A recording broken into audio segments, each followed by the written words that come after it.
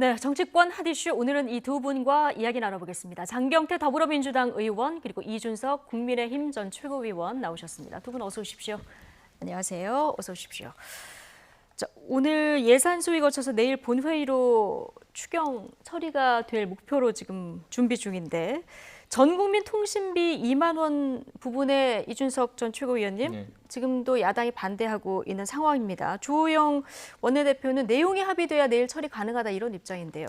어떻습니까? 절충점 찾고 있는데 처리될까요? 사실 지금 그 2만 원 통신비 지급에 대해서는요. 사실 저희 국민의힘뿐만 아니라 정의당이나 아니면 국민의당 같은 여타 야당들도 전부 다 지금 반대 의견을 내고 있습니다. 그렇기 때문에 이 부분이 물론 이제 이낙연 대표께서 처음 취임하신 다음에 좀 의지를 가지고 추진했던 정책이고 김태년 예. 원내대표도 본인이 힘을 보탰다고 하는 만큼 지도부 입장에서 이것을 걷어들이는 것이 상당한 용단이겠으나 예. 저는 지금 이제 코로나 사태가 장기화될 수 있다는 그런 우려가 있는 가운데 거의 1조 원에 달하는 비용을 이렇게 흩어버리게 쓸 것이냐라는 것에 대해 가지고는 여당이 오히려 좀 정치적인 이해 타산을 떠나가지고 좀 합리적인 판단을 했음 바람으로 저희는 지켜보고 있습니다. 예.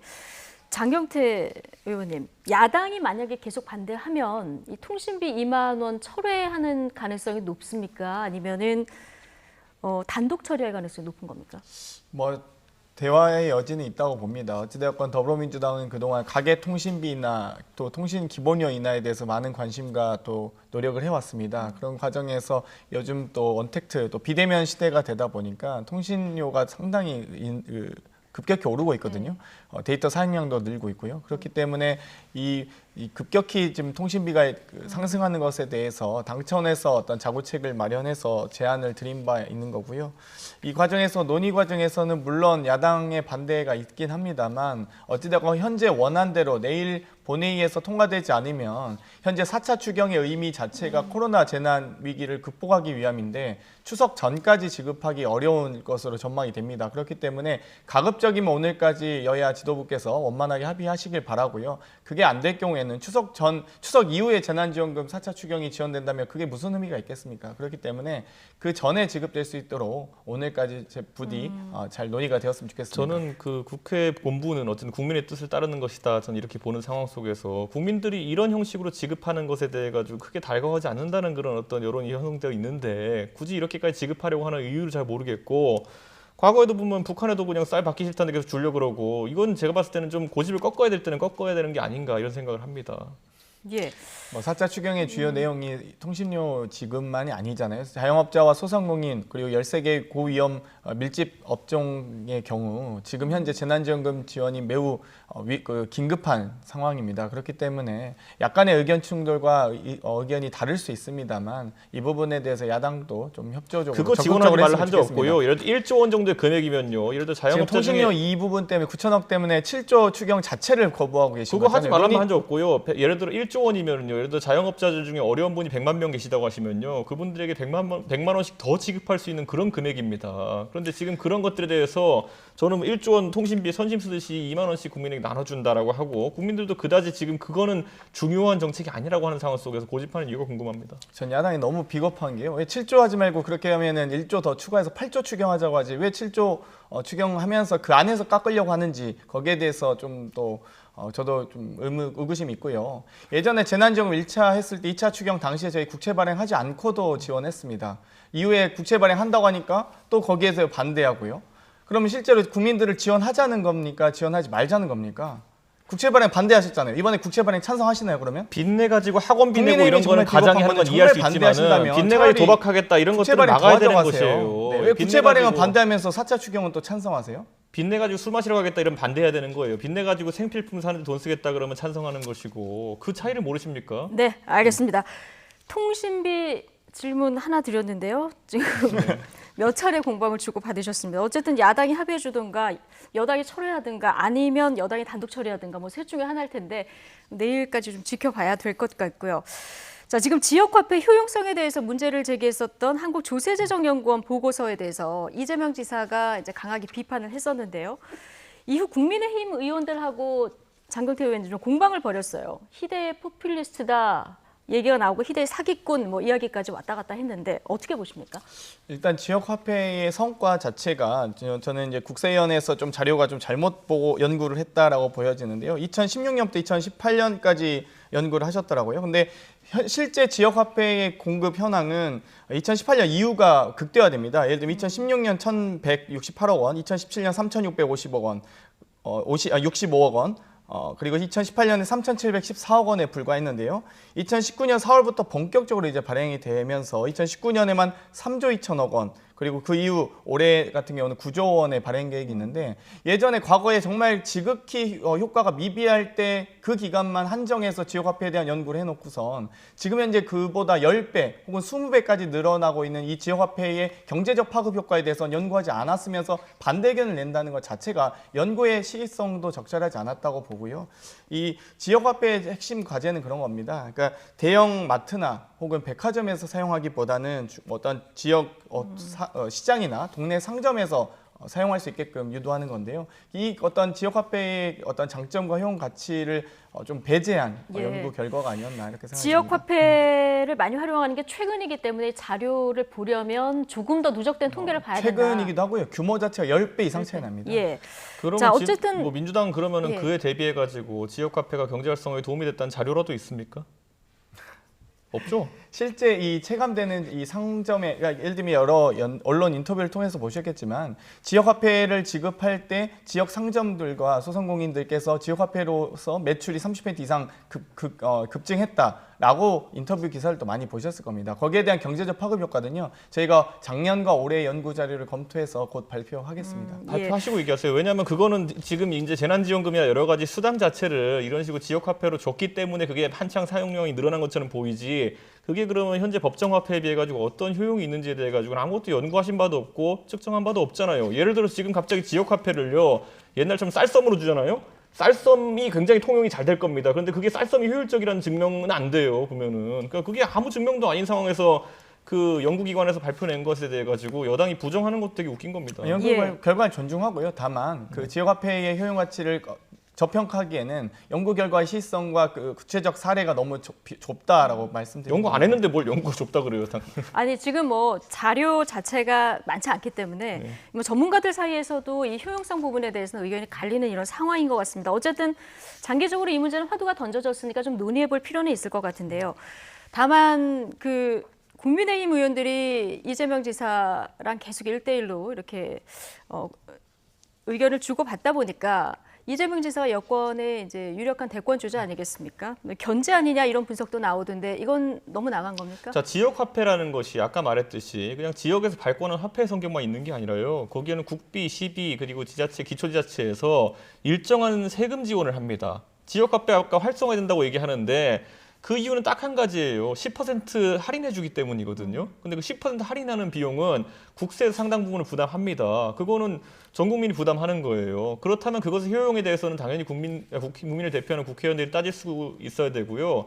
제가 이렇게 말씀드리는 게 지역화폐의 효용성에 대해서 그 연구소에서도 얘기했지만은 짜장면 한 그릇 먹을 걸 두 그릇 먹게 만드는 그런 화폐가 아니에요. 이거는 광화문에서 먹을 걸 우리 집 옆에서 먹게 하는 이런 것인데 저는 그것마저도 그 지역 화폐에 어쨌든 10% 할인만큼은 그렇게 그것만으로는 그런 어떤 소비 유인 효과가 없다는 것이 지금 중론이고 예. 굳이 말씀드리자면 최근에 지역 화폐가 활성화된 이유 중에 하나는 이거예요. 서울시 서울사랑 상품권 같은 경우에는 최근에 학원가들에게 열어줬어요. 그래가지고 학원 같은 경우 뭡니까? 노원구 살면서 종로구에 학원 다니는 사람 있습니까? 원래 어차피 노원구에서 지출되던 비용인데 그것을 지역화폐로 10% 할인해 주니까 학부모들이 사재기를 합니다. 지금 100만 원, 200만 원어치씩. 그래가지고 그게 판매량이 늘어난 것처럼 보이고 어차피 내 학원비 10% 싸게 내는 그 정도의 효과 정도밖에 없는 것이고 그 10%가 어디서 나가느냐? 국세에서 나가는 부분이 있는 거예요. 그러니까 저는 이것에 대해 가지고 예. 효용을 따지는 건 당연히 국회의원들이 해야 되는 것이고 정당이 해야 되는 것인 게 이게 무슨 요술방망이인 것처럼 얘기하잖아요. 근데 그게 아니라는 거죠. 예. 뭐 장점도 있고 단점도 있을 것 같습니다. 효용성 관련해서는 뭐 지금 공개 토론 얘기도 나왔으니까 앞으로 뭐 정치권이든 뭐 경제 쪽에 계신 분들이든 한번 토론을 해볼 필요도 있을 것 같고요. 저희도 시간이 되면 이렇게 짧게 얘기할 문제는 아닌 것 같고요. 좀 집중적으로 다뤄보도록 하겠습니다. 다음 주제로 넘어가 보겠습니다. 국민의힘 박덕흠 의원과 관련된 건설회사가 무려 1,000억 원대의 공공기관 공사 수주를 받은 것을 두고 이해충돌 논란이 거론되고 있습니다. 자, 여당은 이 사안을 국회 윤리위에 제소한다고 하고 시민단체는 박 의원을 경찰에 고발했는데요. 자, 박 의원 오늘 오후에 해명 기자회견을 예고하고 있습니다. 관련 영상 먼저 보고 오시겠습니다.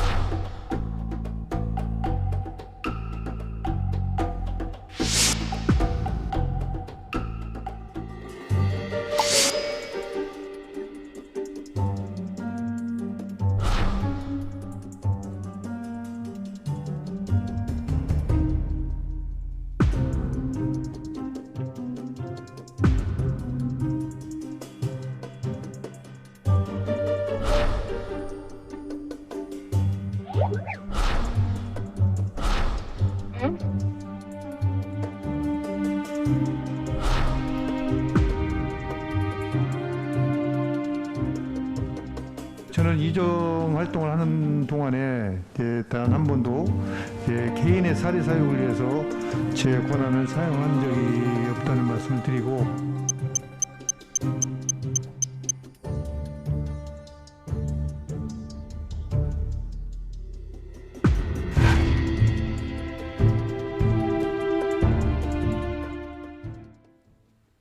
네. 일단 제기된 의혹을 좀 종합을 해보면 가족과 측근 회사가 벌어들인 돈이 한 2천억 원 정도다. 이렇게 얘기가 나온 상태고요. 국토교통부 산하기관이 한 1,000억 정도, 서울시가 한 400억 정도 되고요. 다른 지자체가 한 487억 정도. 이제 제기된 의혹만으로 그렇습니다. 일단 액수 자체가 좀 크고 국토교통이 소속이라는 부분이 특히 지금 문제가 되고 있는 이런 사안인 거죠. 장경태 네. 의원님부터 얘기해 주실까요? 얼마 전까지 같이 국토교통위에서 활동했던 동료 의원님이신데요. 정말 이 처음에 국토교통이 배정됐을 때부터 논란이 많았습니다. 이미 여러 차례 의혹이 제기되고 있었고요. 지금 2천억에서 공동 도급까지 파악한 바로는 3,500억을 상회할 것으로 예상이 되고 있는데, 형과 부인, 아들의 회사, 6개 회사가 다들 돌려서 서로가 서로를 밀감 몰아주기 하면서 많은 공사를 수주하셨어요. 예. 그런데 이 박 의원님께서 또 상임위도 행안위에서 기재위 또 국토위까지 정말 지방 공기업과 공사를 위주로 담당하는 해당 상임위에 여러 차례 계셨기 때문에 이 부분에 대해서 많은 수사가 이루어질 것으로 보여지고요. 또 해당 상임위에 있을 경우에는 보통 백지 신탁을 하게 되는데, 이 백지 신탁 또한 무상으로 형과 부인, 아들 회사에게 백지 신탁한 것으로 판매한 것으로 이렇게 밝혀지고 있어서 아마도 이 부분에 대해서 또 다른 또 많은 수사가 있을 것으로 보여지고요. 또 한편으로는 이 박덕흠 의원님의 회사가 STX라는 신기술 공법이라는 것을 채택하고 있는데, 사실 특별한 신기술도 아니었음에도 불구하고 서울시에서 이미 430억에 달하는 공사를 수주하기도 했고요. 또 실제 이 국회의원으로서 이 신기술 사용에 대해서 서울시가 왜 신기술 사용하지 않느냐에 대해서 종용했던, 실제 국감 때 발언했던 사례가 있습니다. 그리고 이 신기술에 한정해서 입찰을 했던 것도 있거든요. 그러면 네. 그 해당 공무원이 왜 이 별것 아닌 이 신기술만 한정해서 입찰 공고를 띄웠는지, 이 부분도 아마 검찰 수사를 네. 받아야 될 것 같고요. 뭐 사실 의혹이 너무 많아서 하나하나 일일이 말씀드리기가 참 어렵네요. 예, 지금 공동도급 빼고 단독도급만 2천억 정도로 네. 파악이 된다는 얘기신 거죠. 야당에서는 지금 이 문제, 국민의힘에서는 어떻게 보고 계십니까? 실제로 박덕흠 의원 같은 경우에는 지금 이렇게 건설사를 운영하기 시작한 시점이 수십 년 전입니다. 네. 그렇기 때문에 그간에 예를 들어 매출액 같은 경우에 이 회사가 어쨌든 공법의 특성상 광급 공사를 두루 할 수밖에 없는 상황이 있었고, 그렇다면 예를 들어서 이분이 국회의원 한 뒤에 하기 전과 비교해가지고 매출액이 얼마나 증가했는지 이런 부분을 따져봐야 되는 것이고요. 장경태 의원이 지금 뭐 기술이 별거 아니다 이렇게 평가했지만은 실제로 터널 공사에 있어가지고 상당히 중요한 기술을 평가받는 부분도 있기 때문에 예, 그 이런 STS 말씀하시는 그렇죠. 뭐 거죠? 강관을 삽입해서 이 터널의 안정성을 강화한다 뭐 이런 것들인데, 사실 이런 부분 그래서 왜냐하면 아까 장경태 의원이 제기한 의혹, 저는 일반적으로 있는 보통 입찰 비리의 그런 방식이라 봅니다. 예를 들어 특정 기술을 사용할 것을 강요하고 그다음에 거기에 입찰을 하도록 해가지고 사실상 경쟁 입찰이 아니라 거의 수의계약처럼 하는 방식, 그게 아주 문제가 되는 경우가 많은데 저는 그래서 뭐 그 부분에 대해 가지고 충분히 감사해 볼 필요가 있다 이렇게 판단하고, 다만 아까 장경태 의원이 말한 것처럼 이 대부분의 박덕흠 의원의 가족회사들이 수행했던 일감들이 나온 곳이 국토교통부 산하의 기관들이거나 아니면 서울시 산하의 기관들입니다. 근데 이제 5년간의 자료를 이제 민주당 쪽에서는 얘기하는데 지난 3년간 민주당 정부가 있었고요. 그리고 5년 이상 동안에 서울시는 그 박원순 시장이 이제 담당하고 있었거든요. 그렇다면 이런 입찰 비리에 대한 부분을 언급하려고 한다면은 저는 그러면 서울시와 국토교통부가 사실 이 부분에 있어가지고 야당 국회의원의 어쨌든 힘에 굴복해가지고 외압을 받아가지고 이렇게 했다라는 것인데, 저는 그 부분도 국민들이 완벽하게 납득하기는 어려울 것이다 이렇게 봅니다. 네, 2012년에 국회의원이 되셨고 그 전부터 건설 회사를 네. 운영하고 있었고, 이제 문제는 지금 된 이런 상황입니다. 어쨌든 야당에서는 지금 긴급조사 특위를 구성하겠다 이렇게 입장이 나왔는데, 지난주 내내 추미애 법무부 장관 아들 의혹 공방으로 뭐 국회에 거의 도배가 되지 않았습니까? 그러다 보니까 야당에서는 이건 물타기 아니냐 이런 주장도 하는데, 이 부분은 어떻게 보십니까? 뭐 일단 야당에서는 뭐 한 달 내내 추미애 장관 관련된 의혹을 제기했었고요.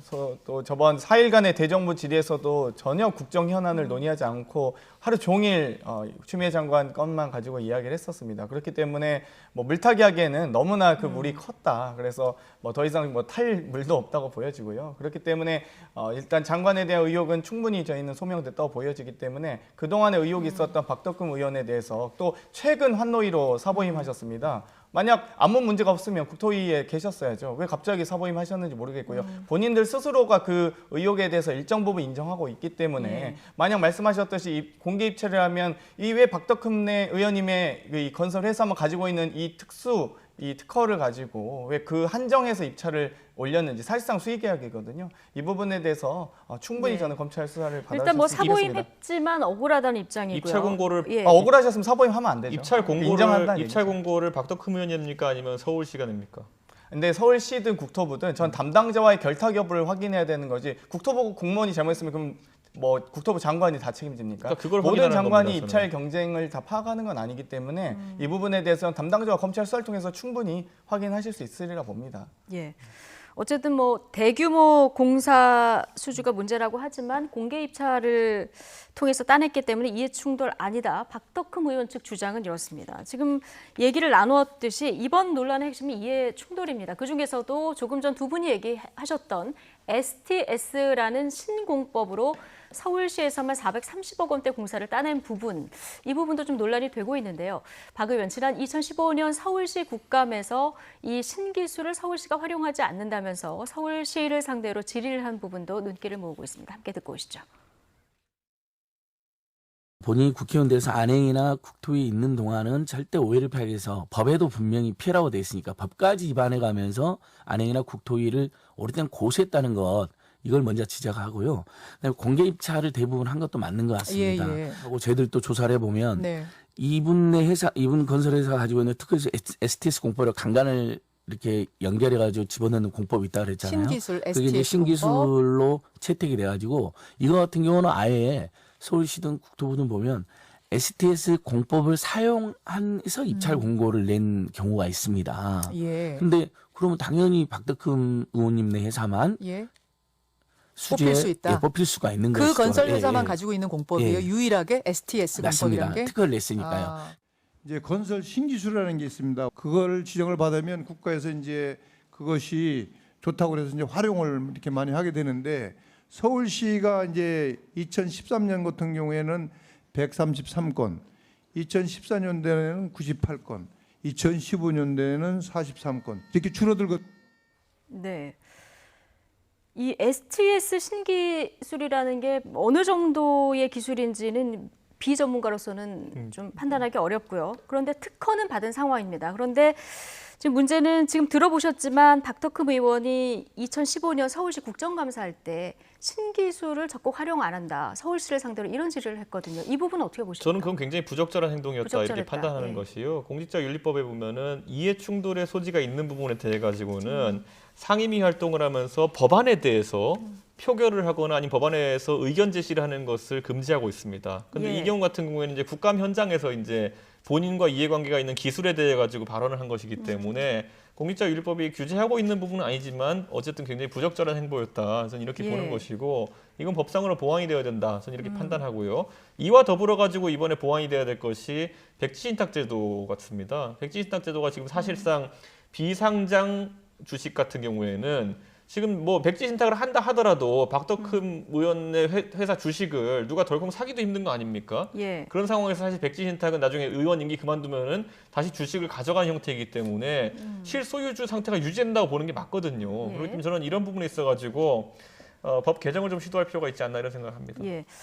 지금 안진걸 민생경제연구소 소장 얘기를 들어보면 그 서울시가 입찰 공고를 냈을 때 STS 공법을 사용해서 이걸 뭐 명시해서 낸 경우도 있는 모양이죠. 이 부분을 지금 또 문제 삼고 있는데. 네, 뭐 제가 수차례 말씀드렸듯이 STX라는 사실 크게 뭐 약간 살짝 변형된 특허라고 하더라고요. 제가 확인해 본 결과. 그래서 이 부분만 근데 한정해서 입찰을 낼 정도로 그렇게 특별한 기술은 아니라는 겁니다. 예. 충분히 다른 신기술도 여러 가지 있기 때문에 그런 신기술로 그 신기술 또한 이 경쟁에서 입찰을 할 수 있음에도 불구하고 해당 이 STX 딱 한 회사 박덕흠 의원님네 회사만 가지고 있는 이 신기술을 가지고 입찰 공고를 냈다는 부분이 저는 이 담당자와의 어떤 결탁 여부를 좀 확인했으면 좋겠고요. 방금 말씀하셨던 입법 미비사항이라고 하셨는데 사실 명백한 법 위반입니다. 첫 번째 공직자윤리법을 명백하게 위반하셨는데요. 주식이 안 팔렸을 경우에는 이해 당사자이기 때문에 이 법 관련 상임위를 회피하셨어야 됩니다. 애초. 그런데 이 회피하지도 않으셨고요. 또 일부 주식도 매각에 참여하긴 했는데 본인 주식이 문제되니까 가족회사의 영원으로 매각을 하셨습니다. 해당 국토위에서 6년이나 활동하셨고요. 또 정보부처나 지자체에 막강한 영향력을 행사할 수 있는 행안위, 그다음 기재부, 경제부처를 관할한 기재위에서도 활동을 하셨습니다. 그렇기 때문에 이 행안위, 기재위, 국토위 이 삼각편대에서 활동하셨던 6년 그리고 지금 현재 3선 의원이시기 때문에 그동안의 의정활동은 전부 다 아마 추적 수사의 대상이 된다고 봅니다. 방금 장경태 의원이 이제 공직자윤리법을 들어가지고 이해충돌 소지가 있으면 상임위를 회피해야 된다 아니면 이렇게 제척 사유가 된다 이렇게 말을 한 것 같은데 사실 그거는 아직까지 법에 명시된 사안은 아닙니다. 보통은 표결 등에 있어가지고 아니면은 그 안에서 이제 의견 제시, 법안에서 의견 제시할 때 충돌하지 않도록 하는 것이 요체인 것이 만약 그렇게 따진다고 하면은 최근에 문제가 됐던 이상직 의원, 이스타항공의 실소유주를 알려져 있지 않습니까? 그분 지금 어디 있습니까? 문화체육관광위원회에 들어 있습니다. 그런데 저는 그분이 그렇다고 해서 거기에 들어있는 게 문제라 생각 안 하거든요. 다만 그분이 거기서 관광산업에 대한 이야기를 할 때라든지 이럴 때 본인과 이해관계 있는 회사의 이의를 대변하면 안 된다. 그런 법안이나 아니면 그런 법안에 대한 의견 개진할 때는 빠져야 된다. 이 정도까지는 동의합니다. 왜냐하면 이게 아까 장경태 의원 말한 것처럼 너무 광범위하게 잡으면은 그렇게 따지면은 법률가들이 법사위 들어가는 것도 문제 될 수 있습니다. 그것도. 항공업계는요 국토위 소관입니다. 문체위 전 소관 잘 알고 아니고요. 있어요. 근데 관광과 연관이 이 없습니까? 현재 보유하고 있던 주식을 또 가족들과 함께 공동 소유하고 있는 상태 아니겠습니까? 그렇기 때문에 해당 이 건설사가 국토위에 있는 건 말이 안 되지 않습니까? 방금 전에 장경태 의원이 이 말을 하면서 국토위가 그리고 이상직 의원 건은 좀 국토위가 다른 게 국토위가 항공교통관장 뭐- 맞지만은 아까 박덕흠 의원 지적할 때 기재위랑 그다음에 뭐 안행위도 지적하지 않았습니까? 왜냐? 건설회사에 영향을 줄 수 있는 그 상임이기 때문에 언급하셨을 거라 좀 봐요. 그렇다면 저는 문화체육관광위원회도 분명히 저가항공과 큰 연관이 있는 곳이다. 뭐 장경태 의원 논리 그대로 말씀드리는 겁니다. 행안위 같은 경우는 지방 공기업도 있죠. 지방 공기업 수주 타 지자체의 수주를 지금 400억 원 넘게 하고 있는 것들이 확인되기 때문에 그렇습니다. 근데 이스타항공 같은 경우는 경영상의 악화 이 이유로 지금 현재 이제 문제가 되고 있긴 하지만 뭐 국토위에서 어떤 이상직원이 국토위 활동하면서 이 부정 결탁이나 청탁 혹은 이 사업을 수주한 과정이 있습니까? 없습니다. 비즈니스맨들이 완전히 다르죠. 비즈니스맨들이 불법과 저가항공을 탑니까? 이해충돌만 가지고 이야기하시는데요. 이건 명백한 불법 아니, 아닙니까? 예. 비즈니스맨들이 저가항공을 탑니까? 범죄 사실입니다. 화물을 저가항공으로 실어납니까? 보통 관광객들을 관광업에 저가항공으로 실어납니다. 관련이 있을 수 있죠. 네, 예. 있죠. 네. 자, 최근에 이해 충돌 관련해서 이름이 거론되는 의원들이 여야 막론하고 굉장히 많이 나옵니다. 지금 뭐 박덕흠 의원뿐만 아니라 지금 얘기가 나온 이상직 의원도 그렇고 윤영찬 의원 뭐 이름도 거론이 된 상황인데 지금 민주당 쪽에서는 윤리감찰단에 김홍걸 의원하고 이상직 의원이 1호로 회부가 된 상황 아니겠습니까? 일단 김홍걸 의원은 제명이 됐고요. 이상직 의원 언제쯤 뭐 당에서 결정을 내릴까요?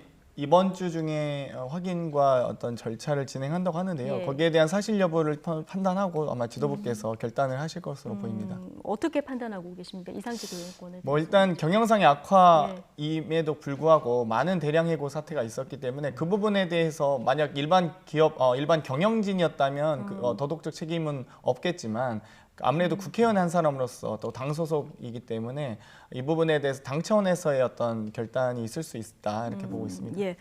오늘 오전에 김남국 의원이 이해충돌 방지법안 대표 발의를 했습니다.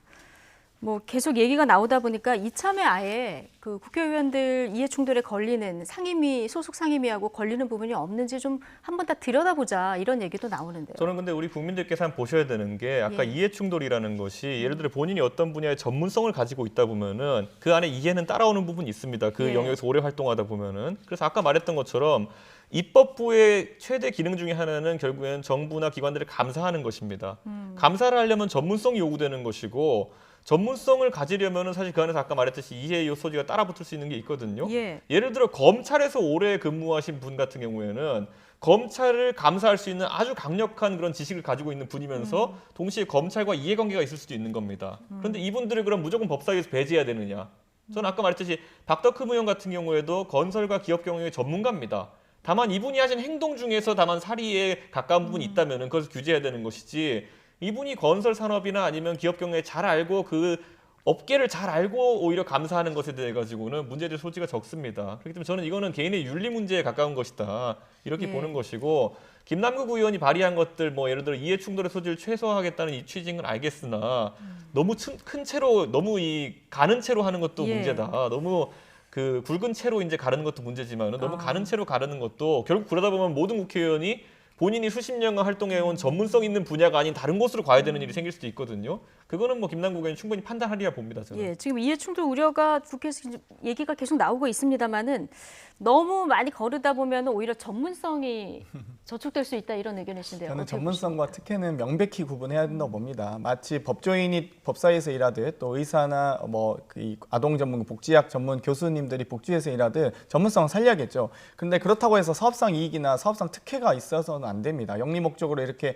명백하게 사업을 수주한 건이 있는 것들은 이건 전문성의 문제거나 이해충돌 문제도 아니고 그냥 불법입니다. 이건 범죄행위이기 때문에 아마도 만약에 이 담당자와 결탁하는 이 증거가 발견될 경우에 무조건 이 부분 형사상 처벌 받으셔야겠죠. 그래서 제가 아까 얘기했듯이 김남국 의원이 말한 방지법이라는 거는 그런 요소를 사전 차단하겠다는 의지가 좀 강한 것 같은데 오히려 저는 공직자 윤리법에 아까 말했듯이 좀 미비 조항이라든지 입법 미비한 부분을 좀 강화해가지고 이런 걸 하지 말라고 그냥 강행 규정을 많이 만들어야 되는 것이 아닌가 이런 생각을 합니다. 네, 뭐 강화하자는 것에 대해서는 동의합니다.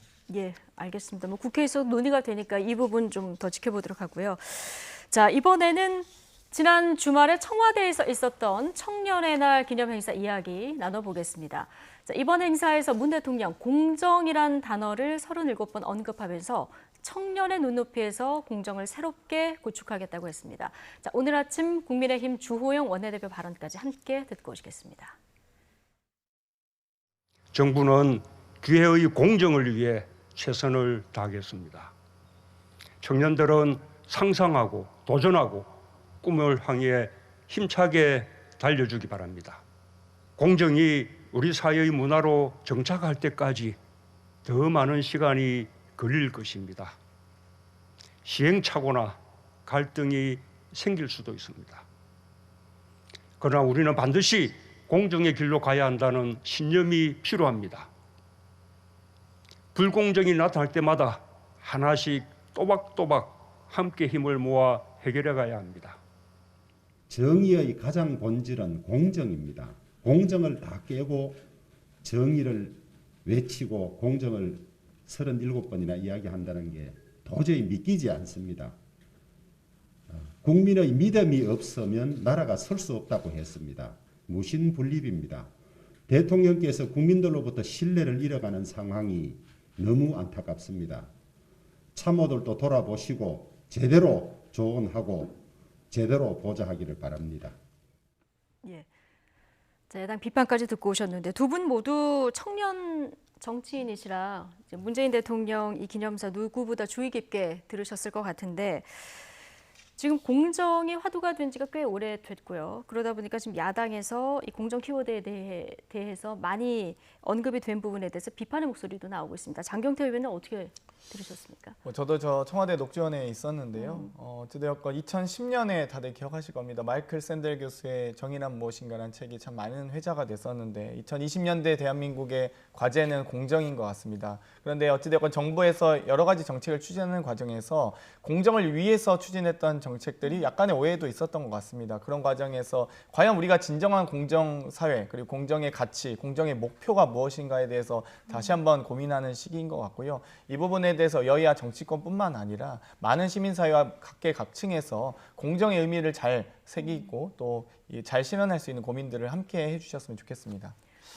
대부분의 이제 이런 선언적 조치 같은 경우에 문제가 무엇인지를 파악하는 것에부터 시작된다. 저는 이렇게 보는데요. 단순히 공정을 어떤 지향점으로만 제시할 게 아니라 지금 정부의 이제 특히 젊은 세대 중에서 이제 굉장히 불만을 가진 세대들이 무엇에 분노하는지에 대해 가지고 대통령께서 좀 구체적인 언급이 있었으면 어떻겠는가.